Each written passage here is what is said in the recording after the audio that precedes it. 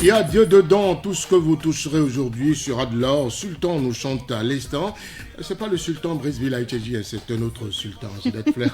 Je ne savais pas que Brice Bilaïtcheji était un sultan. C'est un autre sultan. Alors, on revient bien sûr pour vous parler des femmes et leurs bébés qui sont privés de liberté pour facture d'hôpital impayée. Vous entendez? Des femmes et leurs bébés privés de liberté pour facture d'hôpital impayée.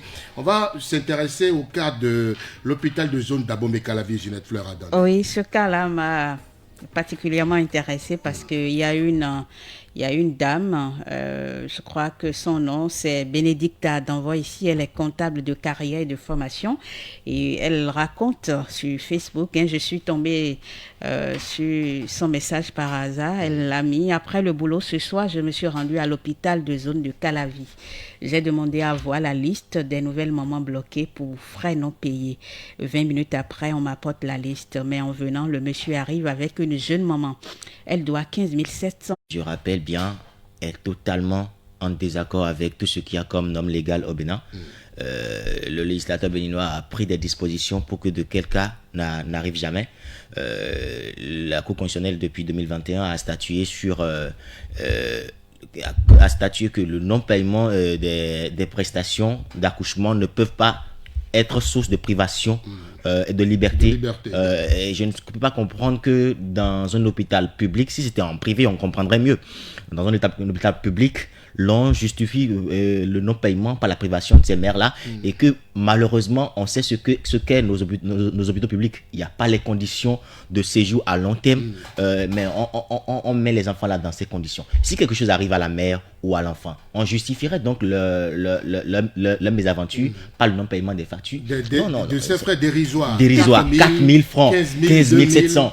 Non, il faut qu'on arrête le désordre. C'est vraiment, en fait, c'est tellement profond ce que dit la dame que moi, pour qu'on ne dise pas que non, Radio Afrique Santé, on est là toujours à chercher des histoires. Moi, je voudrais que si la dame qui a fait ce témoignage sur les réseaux sociaux, si elle nous écoute en ce moment, on l'invite fortement à venir repréciser ces mots-là en direct pour que les autorités prennent conscience que oui, c'est généralement ce qu'on dit. Il y a de très beaux tests au Bénin, mais l'application, c'est zéro. Il y a toujours les populations, surtout ceux et celles qui ne sont pas du tout informés, qui sont victimes de tous les maux. Vous pouvez pas comprendre que pour 4 000 francs, je dis bien 4 000 francs, on prive toutes les actions de liberté. Oui. On prive une mère et la maman. Oui, dans cet état-là. On prive une famille de jouir. Parce que la naissance, c'est quand même une occasion de joie, mais on prive cette joie-là, on constipe cette joie-là dans la privation de liberté. Et bon, c'est devenu monnaie courante. Et c'est vrai qu'aujourd'hui, on parle du cas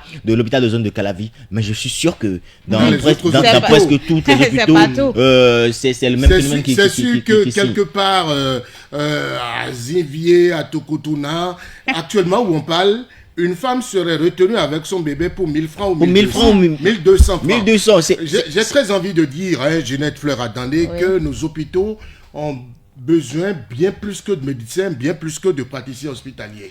On a besoin dans nos hôpitaux de psychologues, de sociologues et tout ça. On a besoin surtout d'humanisme parce que vous imaginez des parents qui ont déjà payé les frais de soins et autres, il reste 4 000 francs. Parmi le personnel soignant, il n'y a personne pour payer pour donner 4 000 francs à cette dame pour lui permettre de rentrer. Vous voyez le froid, actuellement la fraîcheur, c'est le bébé, la maman dorment à la belle étoile. Et ceux qui sont dans la maison ne supportent pas d'abord le froid. Voilà. Ouais. Et maintenant on dit qu'il n'y a pas de place, mais s'il n'y a pas de place, vous savez ce qu'il vous reste à faire. Moi, je voudrais une question depuis hier quand j'ai lu le truc, je me pose la question de savoir qu'est devenue la caisse des indigents. Parce qu'une telle caisse existe au niveau des hôpitaux, Qu'est-ce que cette caisse-là est devenue? Cette caisse-là est censée venir en soutien. Régler ces cas-là. Voilà, régler ces cas-là. Mais la caisse des indigents, qu'est-ce qu'elle est devenue? Moi, je voudrais sincèrement, c'est vrai, on construit des hôpitaux, on fait beaucoup de choses, mais si l'humain n'est pas placé au cœur de tout ça, là, c'est inutile. Parce que c'est pas normal ce n'est vraiment pas normal. C'est vrai qu'ici, on a fait plusieurs reportages sur le sujet. On ne nous a pas permis d'aller vers l'administration pour avoir...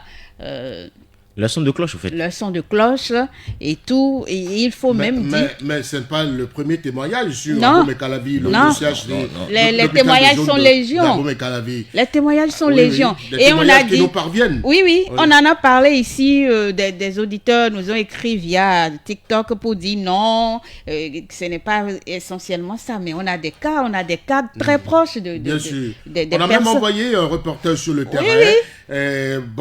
Qui a constaté. La porte des autorités était hermétiquement fermée. Oui. Les autorités n'ont pas voulu parler. Nous leur donnons la parole. Si elles veulent, sur Radio Afrique Santé. Le factuel n'a pas besoin d'autorité. Le factuel, c'est ce qu'un journaliste ou bien une population lambda constate de visu sur le terrain. Et ça, on ne peut pas mentir sur ça. Voilà. Il y a même une de nos consoeurs qui a séjourné au sein de la maternité. Mais ce qu'elle raconte, c'est ahurissant. C'est ahurissant. Donc, sincèrement, monsieur le ministre de la Santé, si vous êtes à l'écoute de cette émission, s'il vous plaît, pensez un peu à ces cas-là de femmes qui accouchent et qu'on garde. On ne devrait pas garder quelqu'un qui a accouché. Et pire encore, vous gardez la femme, et la mère et son bébé, mais elle dorment au dehors sous prétexte qu'il n'y a pas de place. Mais quel type de problème veut-on régler? Ces gens, vous démerdez pour trouver l'argent pour payer ce que vous devez et vous rentrez à la maison avec des maladies. Parce qu'un enfant qui est exposé aux intempéries, qu'est-ce qu'on veut de cet enfant-là? Moi, je trouve c'est vrai, on construit tout et on fait ce qu'on veut pour le développement. Beaucoup d'investissements dans le milieu sanitaire, mais il reste beaucoup à faire également. Si au niveau humain, on n'a pas de cœur, on fait des choses comme si D'où l'absolue nécessité d'avoir des psychologues et des sociologues. Il faut amener ces individus qui se disent professionnels aujourd'hui. Il faut conseiller les médecins, les praticiens. Il faut toucher leur code sensible, il faut toucher leur humanité. Il faut qu'on les forme en humanisme. Sincèrement,